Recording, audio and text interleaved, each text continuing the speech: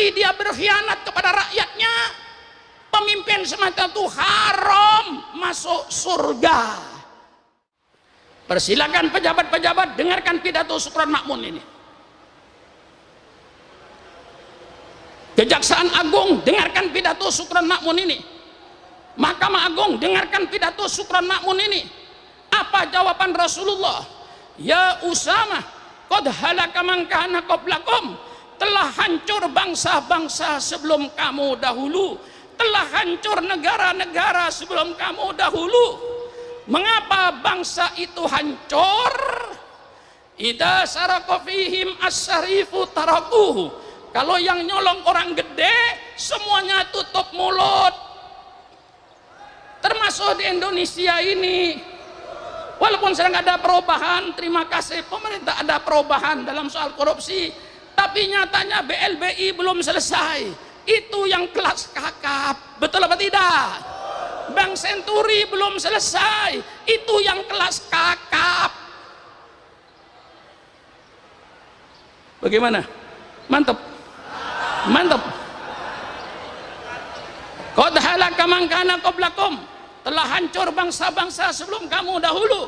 Mengapa bangsa itu hancur? Idza saraka fihim as-sarifu tarakuhu, kalau yang nyolong orang gede semuanya diam, dia tinggalkan saja. Wa idza saraka fihim ad-dhaifu aqamul khat, kalau yang nyolong rakyat kecil, maling ayam, semuanya teriak, tegakkan hukum, tegakkan keadilan, tegakkan hukum.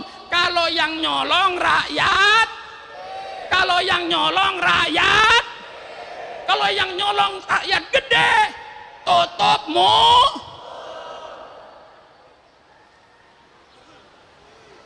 Rasulullah bersumpah Rasulullah, waimullah, lau anna Fatimah binta Muhammadin sarakat laqatatu yadaha. Demi Allah, kata Rasulullah, seandainya Siti Fatimah itu wanita yang paling mulia, Pak. Tapi Rasulullah berkata, lau anna Fatimah, seandainya Fatimah anak kandung saya nyolong, pasti saya potong tangannya. Walaupun anak Nabi, kalau nyolong potong tangannya. Siapa yang meletakkan manusia depan hukum sama? Junjungan kita Nabi besar Muhammad sallallahu alaihi wasallam. Bukan sarjana-sarjana hukum dari Amerika, bukan sarjana-sarjana hukum dari Eropa. Rasulullah yang meletakkan manusia di depan hukum sama. Waimullah, lau anna Fatimah binta Muhammadin sarakat laqatatu yada. Kalau seandainya Fatimah anak kandung saya nyolong, pasti saya potong tangannya. Subhanallah. Ini hukum tata negara Islam. Bagus enggak? Bagus enggak? Ini tata negara Islam. Musyawarah, faktor personalitinya pejabatnya, serta itu faktor hukum yang berlaku. Yang keempat, semua pejabat harus amar ma'ruf nahi mungkar. Alladzina immakkannahum fil ardi aqamus shalah wa atuz zakah wa amaru bil ma'ruf wa nahau anil munkar.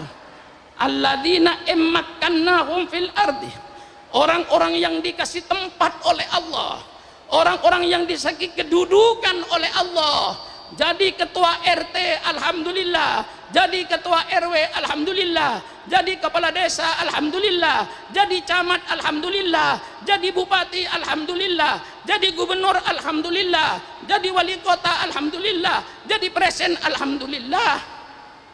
Dari RT sampai presidennya wajib amar ma'ruf nahi mungkar, baru negara beres. Betul atau tidak? Ketua RT-nya amar ma'ruf nahi mungkar, ketua RW-nya amar ma'ruf nahi mungkar, kepala desanya amar ma'ruf nahi mungkar, camatnya amar ma'ruf nahi mungkar, wali kotanya amar ma'ruf nahi mungkar, bupatinya amar ma'ruf nahi mungkar, gubernurnya amar ma'ruf nahi mungkar, menterinya amar ma'ruf nahi mungkar, presidennya amar ma'ruf nahi mungkar. Baru di dunia Kalau ada kiai haji, maaf kiai, Maaf Kiai, kalau dia Kiai Haji berfaham sekularisme bahwa Islam tidak mengatur kehidupan manusia sehari-hari, berarti Kiai itu Kiai bodoh terhadap syariat Islam. Betul apa tidak? Betul apa tidak? Islam mengatur segala-galanya. Mulai rumah tangga diatur oleh Islam, masuk WC pun diatur oleh Islam. Betul? Betul? Masuk WC diatur oleh Islam, makan diatur oleh Islam, supaya rezeki yang lewat tenggorokannya jangan rezeki yang haram, rezeki yang halal. Kalau ini dilaksanakan, pasti tidak ada pejabat yang korupsi. Betul apa tidak? Tidak ada pejabat yang sogok menyogok. Kalau dia tahu bahwa yang dimakan harus barang yang halal, jangan makan barang haram. Inilah banyak ayat-ayat politik dan hadis-hadis politik. Kalau seandainya dibaca di masjid-masjid, insya Allah pejabat-pejabat akan jadi bagus. Man yastar'ihillahu ra'yatan yamutu yauma yamutu wa huwa ghassun li ra'yatihi harramallahu alaihil jannah.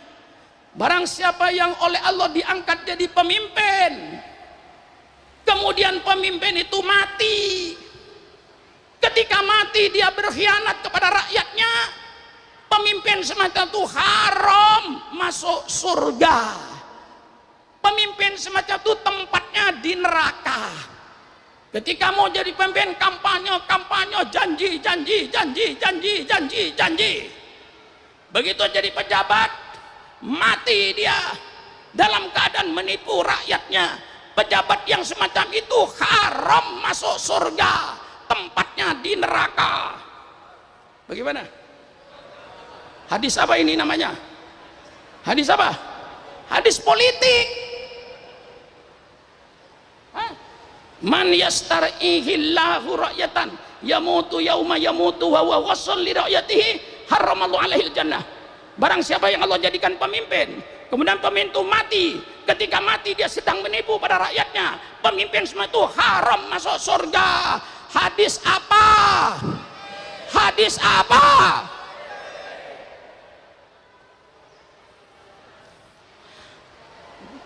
Masih kurang? Hah? Saya kasih lagi. Mengapa sekarang di birokrasi itu pada umumnya birokrasi yang bagus banyak, yang tidak bagus? Hah? Iya. Yang jujur banyak, pejabat yang jujur, yang tidak jujur. Tapi rata-rata pejabat itu pikirannya begini. Kalau bisa dipersulit, mengapa dipermudah? Hah? Ini dasar sebagian pejabat, tidak semua, tapi sebagian pejabat ada yang pikirannya, mengapa kalau bisa dipersulit kok dipermudah? Persulit saja. Supaya apa? Supaya ngambil duit.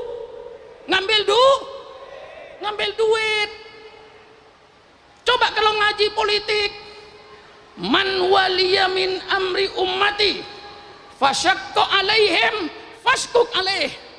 Barang siapa yang memegang urusan umatku, artinya pemerintah yang memegang urusan rakyat, kemudian dia mempersulit urusan rakyatnya, Rasulullah bersabda, persulitlah dia nanti di padang mahsyar pada hari kiamat.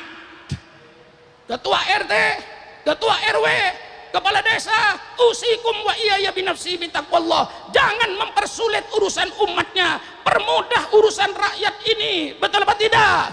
Kalau ingin masuk surga. Ini hadis apa ini? Saya katakan pemerintah sadarlah bahwa Indonesia ini bukan negara Islam, tapi kebetulan Indonesia ini 90% rakyatnya beragama Islam. Maka kalau pemerintah mau bikin undang-undang, mau bikin peraturan, pakai pikiran. Siapa yang akan melaksanakan peraturan ini? Siapa yang melaksanakan undang-undang ini? Kau jangan bikin undang-undang peraturan semau-maunya. Pikirkan dulu, siapa yang akan melaksanakan peraturan yang kau bikin ini, yang akan melaksanakan 90% beragama Islam. Jangan Anda bikin peraturan, ya Pak Jinuri ya. Jangan Anda bikin peraturan pemerintah yang bertentangan dengan Al-Quran dan Sunnah Nabi. Persilakan Anda bikin peraturan. Kalau peraturan itu jelas-jelas bertentangan dengan Quran dan Sunnah Rasulullah, umat Islam siap untuk tidak mengerjakan. Persis tadi saya katakan. Saudara kenal baldatun thayyibatun wa rabbun ghafur? Di mana itu? Di mana itu? Apa baldatun thayyibatun wa rabbun ghafur? Negara yang baik, negara yang aman, negara yang damai, negara yang sejahtera. Itu dalam surat As-Saba. Itu tertulis dalam Al-Quran. Masih banyak ayat-ayat yang berbicara soal negara. Banyak. Saya kasih sebagian saja. Lau anna ahlal qura amanu wattaqau la fatahna alaihim barakatim minas sami walakin dzakadzabu fa'udnahum bima kanu yaksibun. Ini ayat bicara politik negara. Seandainya penduduk negeri ini beriman dan bertakwa kepada Allah, pasti kata Allah, saya bukakan keberkahan dari langit. Hujan turun berkah, bukan angin puting beliung. Hujan turun berkah, bukan banjir bandang. Hujan yang membawa keberkahan. Kami buka keberkahan dari bumi. Buah-buahannya tumbuh, padinya tumbuh, jagungnya tumbuh, yang subur, makmur. Lau anna ahlal qura amanu wattaqau. Ini ayat menyebut suatu negara. Wa daraballahu mathalan qaryatan kanat aminatan mutmainnah ya'tiha rizquha rawadan min kulli makan fakafarat bi an'amillah fa'ataqallahu libasal ju'i wal khawfi bima kanu yasnaun. Ini ayat politik. Allah memberikan satu contoh negara yang aman, negara yang tentram. Mengapa aman tentram? Karena keadilan. Allah datangkan rezekinya yang berlimpah ruah dari segala penjuru. Negara ini yang menjadi cita-cita setiap manusia. Negara seperti di Quran ini yang diharapkan oleh semua manusia. Tapi apa yang terjadi? Fakafarat bi an'amillah. Mereka lalu ingkar kepada nikmat Allah. Allah tukar. Fa'adaqahul libasal ju'i wal khawfi bima kanu yasnaun. Allah tukar rezeki yang berlimpah ruah dengan kelaparan.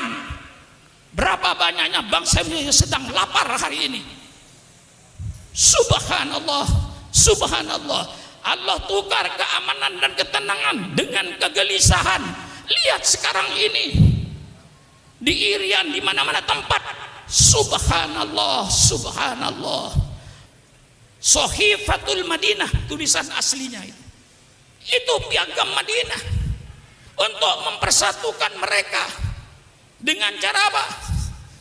Ya banyak pasalnya, itu mungkin ada 25 pasal itu Habib. Kalau dibaca semua, tapi sambil intinya, substansinya, orang Yahudi bebas dengan agama Yahudinya, menjalankan agamanya. Orang Kristen dibebaskan menjalankan agamanya, tidak diganggu. Mari kita bersaudara. Kalau ada musuh dari luar, kita bersatu antara Yahudi dengan Islam melawan musuh dari luar. Karena kita merupakan satu negara Madinah. Biaya bersama, sama-sama keluar biaya, tapi peraturan pokok di situ ada. Kami seluruhnya yang berbeda-beda itu rukun damai, tidak ada kedoliman, tidak ada ketidakadilan. Di situ intinya. Siapapun yang berbuat dolim, ya Yahudi ya orang mukmin, sama saja kena hukuman. Maka Islam tidak punya musuh. Islam tidak punya musuh etnis. Orang Jawa bukan musuh Islam, orang Sunda bukan musuh Islam, orang Betawi bukan musuh Islam, orang Papua bukan musuh Islam, orang Bugis bukan musuh Islam. Seluruhnya kita satu bangsa, bangsa Indonesia. Islam tidak punya musuh agama, Islam tidak punya musuh etnis. Saya nyatakan musuh Islam, terus apa tidak? Terus apa tidak? Musuh Islam bukan etnis, musuh Islam bukan agama selain Islam, musuh Islam bukan pemerintah, musuh Islam adalah kedoliman, musuh Islam adalah kemungkaran, musuh Islam adalah ketidakadilan. Siapapun yang tidak adil, siapapun yang dolim, siapapun yang menganiaya, itulah musuhnya Islam yang harus kita lawan dengan radikal. Ini saya termasuk radikal aja gitu ya.